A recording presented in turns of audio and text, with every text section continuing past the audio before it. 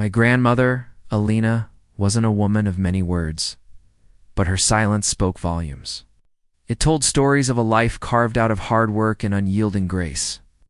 Her hands, gnarled from a lifetime of labor, were the same hands that on special occasions would delicately fasten her most prized possessions, a collection of vintage jewelry.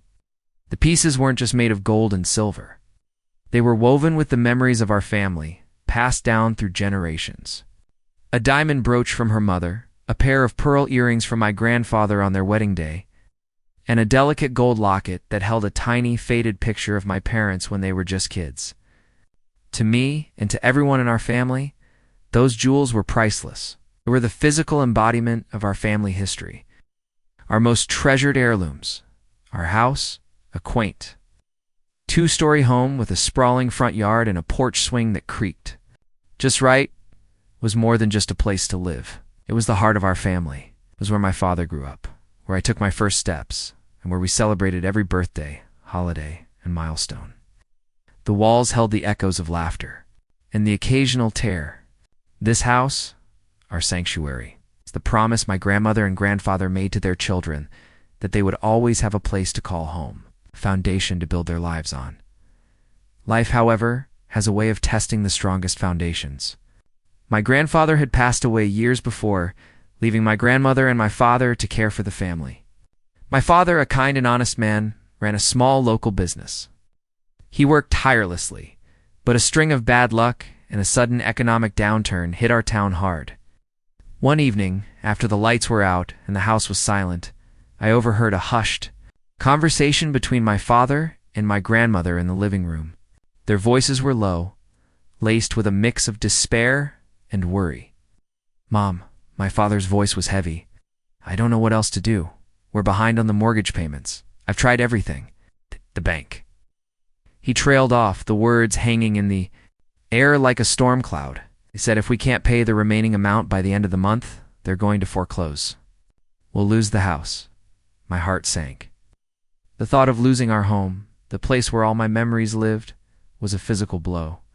I imagined our front yard empty, the porch swing still, the laughter gone.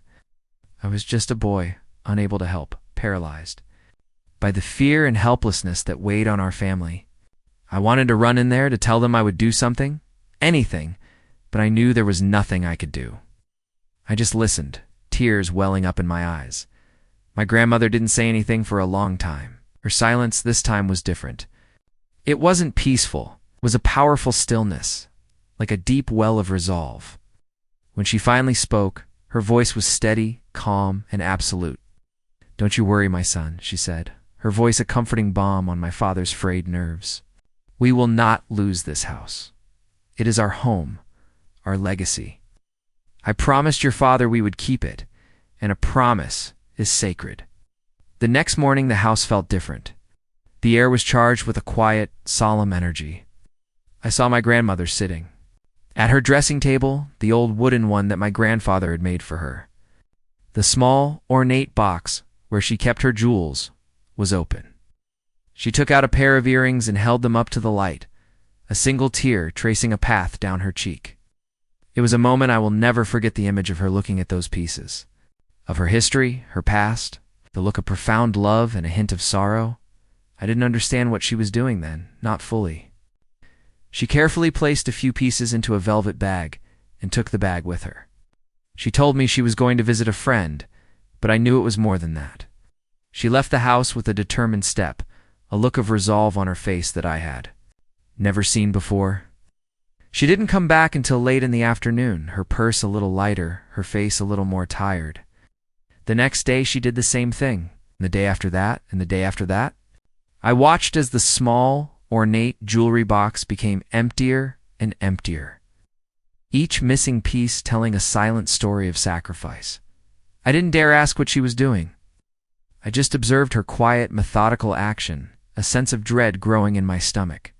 The silence in the house grew heavier with each day, a testament to her unyielding mission. One evening, she came back with a single, small silver locket in her hand, the last piece. She held it for a long time before putting it back in the box, the only jewel that remained. And that's when I understood. It wasn't just a collection, of jewelry she was getting rid of. She was giving up a part of herself, a piece of our history, to save our home. I saw the empty space in her jewelry box and felt a wave of sadness wash over me. I wanted to cry for her, for the loss of her treasures. But when I looked into her eyes, I didn't see sadness. I saw fierce love and an unbreakable promise. Her eyes told me that the true treasure wasn't the gold or the pearls, but the home she was fighting to keep. She never spoke a word about it, never once mentioned what she had done. And my father, with a humbled look on his face, simply hugged her tightly, a look of profound gratitude in his eyes. He didn't ask her anything. He didn't have to. The quiet understanding between them spoke louder than any words. The following week, a letter from the bank arrived, and my father's face, for the first time in months, was filled with relief. We had paid the mortgage, and our house was safe. The crisis was over, but the full story of my grandmother's sacrifice was just beginning. With the house safe, a fragile peace settled over our home. My father, with a renewed sense of hope, worked tirelessly, but the economic struggles of the town were a heavy weight on his shoulders. The air was no longer thick with the dread of losing our home, but it was replaced by a quiet, persistent hum of frugality. We ate simpler meals, wore clothes until they were threadbare, and I learned to find my own entertainment instead of asking for new toys. But the most profound change was in my grandmother. She was still the same warm, loving woman, but anew. A layer of quiet dignity had settled upon her. Her dressing table, once a beacon of sparkle and memory, now held only a single silver locket. It was a stark reminder of what she had given up. Sometimes, I would catch her staring at the empty space where the jewelry box once sat. A flicker of something unreadable in her eyes. It's not sadness, not regret, but perhaps the ghost of a memory. It was the price of our home, a quiet, personal tax that only she had to pay. I too found myself looking at that empty space. It became a kind of secret between my grandmother and me. I knew what she had done, and I felt a sense of reverence for her that words could not capture. I would often sit by her side while she knitted or mended clothes, and in those moments of silence, I would try to convey my gratitude without ever saying a word. A squeeze of her hand, a small, grateful smile. And she, in turn, would squeeze my hand back, a silent understanding passing between us. Life, as it always does, marched on. Years passed, and I grew from a boy into a young man. I went off to college. The first in our family to do so, a source of immense pride for my father and grandmother, worked part-time jobs to help with expenses. But my grandmother insisted on contributing a small amount from her modest savings every month. She would press a crumpled bill into my hand with a firm, loving look. "For your books," she would say, "and for your future, go, make something of yourself." My father's business never fully recovered. He managed to keep it afloat, but the prosperity of the past seemed to be a distant memory. The house was paid off, a monumental achievement that was celebrated with a simple, quiet dinner. But the struggle was still real. We weren't destitute, but we weren't comfortable either. The beautiful heirlooms that were meant to be passed down through generations were gone, traded for the foundation of our present. It was a fair trade, a necessary one, but I couldn't help but feel the weight of their absence. One day, during a college break, I was home helping my grandmother clean out the attic. It was a cavern of forgotten memories, filled with dusty boxes, old furniture, and the smell of old paper and wood. We were sorting through my grandfather's things, a task my grandmother had been putting off for years. She was holding an old, leather-bound journal, its pages yellowed and brittle with age, as she flipped through the pages. A small, folded piece of paper slipped out and fluttered to the floor. It wasn't just any paper. It was a certificate, an official-looking document with a series of numbers and a foreign company logo. My grandmother picked it up, her hands trembling slightly, looked at the document, a flicker of recognition in her eyes, followed by a look of sheer bewilderment. She didn't say a word. She just stared at it, her lips slightly parted in disbelief. Her gaze then moved from the paper to me and back to the paper, as if trying to connect a past event with a present reality. The paper didn't seem to make sense. It was something my grandfather had kept, something she had clearly forgotten about. And just like that, the quiet, peaceful air of the attic was replaced by a tense electric silence. What was this document? And what did it have to do with the man my grandfather was before I was born? I took the crumpled, yellowed paper from her hand, the old parchment rustling softly.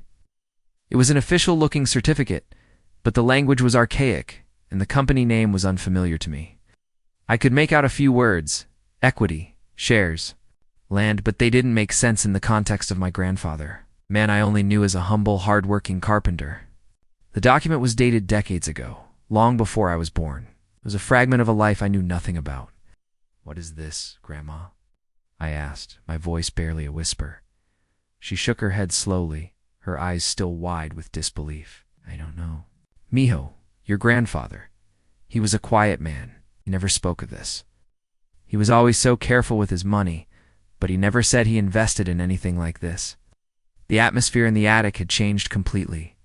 What was once a place of old memories now felt like the scene of an unearthed secret. We decided to take the document to a local attorney, an old family friend of my father's, who had a reputation for handling historical cases and property disputes. He studied the document for a long time, his brow furrowed in concentration. As he read on, his expression shifted from curiosity to surprise, and finally, to genuine astonishment. He looked up at us, his face a mixture of awe and disbelief. "This is a deed," he said, his voice hushed. "A deed to a parcel of land in the south of the state. Back then it was just open pasture, a speculative investment. It looks like your grandfather bought it as part of a small group of investors. They were betting on a new highway project that was planned nearby." He paused, taking a deep breath. The highway project was delayed for decades, and everyone involved assumed the investment was a bust. They either sold their shares for pennies or simply forgot about them. My heart began to pound in my chest. "And ... what about this one?" I asked, pointing to the name of the company on the certificate. The attorney's eyes widened even further. That's the astonishing part. That small company, a little collective of local entrepreneurs, eventually sold the land years later for a massive profit. They didn't just sell it. They sold the development rights for what is now one of the largest tech parks in the region. Stared at him, my mind struggling to process what he was saying.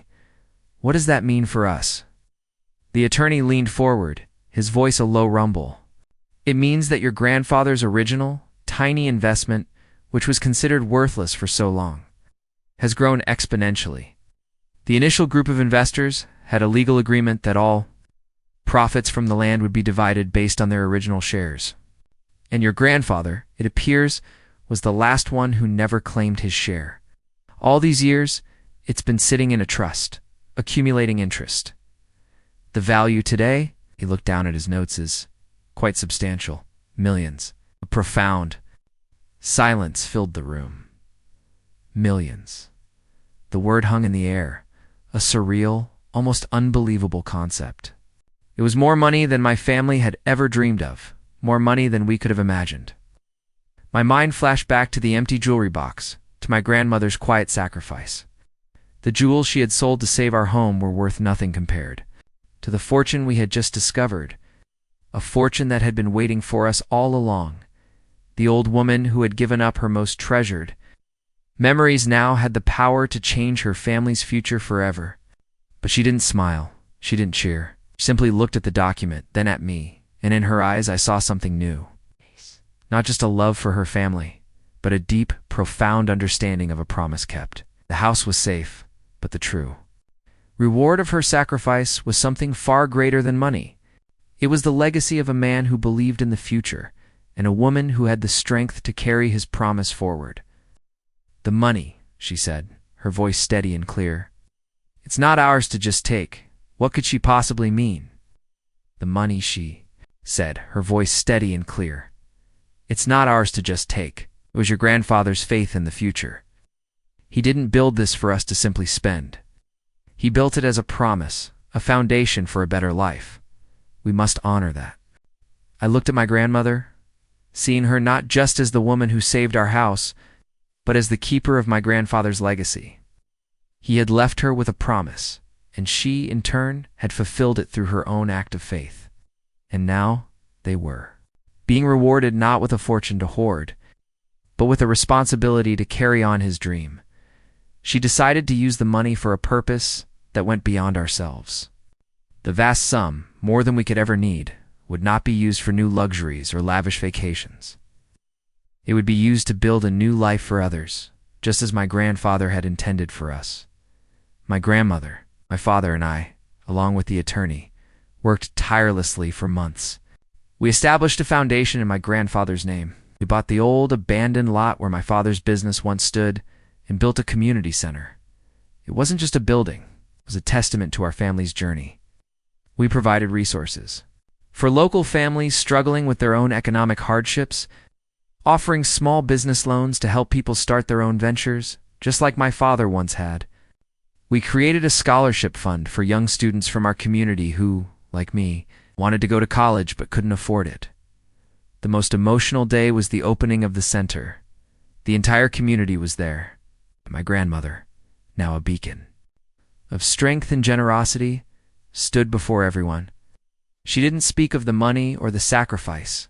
Instead, she spoke of my grandfather and his unwavering belief in the power of a single promise. And then she looked at me. She smiled, a look of immense pride and love in her eyes. I had an idea, a final piece of the puzzle that I had been working on 4 months. As a surprise for her, and with the help of a local jeweler, I had commissioned something special. I walked up to her and presented her with a small, beautifully crafted jewelry box. She opened it, and a gasp escaped her lips. Inside, resting on a bed of velvet, were delicate, stunningly accurate replicas of every single piece of jewelry she had sold. They weren't made of gold or silver, but of a different material. They were crafted with care and respect, each one a tribute to the pieces she had given up for us. The diamond brooch, the pearl earrings, the gold locket, they were all there, perfectly recreated. Tears welled in her eyes, but she didn't cry. Instead, she reached for the gold locket and smiled. "They're beautiful," she said, her voice thick with emotion, "but they're real jewels. They've been here all along. They are in this house, in our family, and in our hearts." In the end, my grandmother's sacrifice wasn't just about saving a house. It was about teaching us that true wealth isn't measured in gold, but in a legacy of love. The jewels were gone, but the values they represented, love, loyalty, and faith in the future, would be a treasure that my family would pass on for generations to come.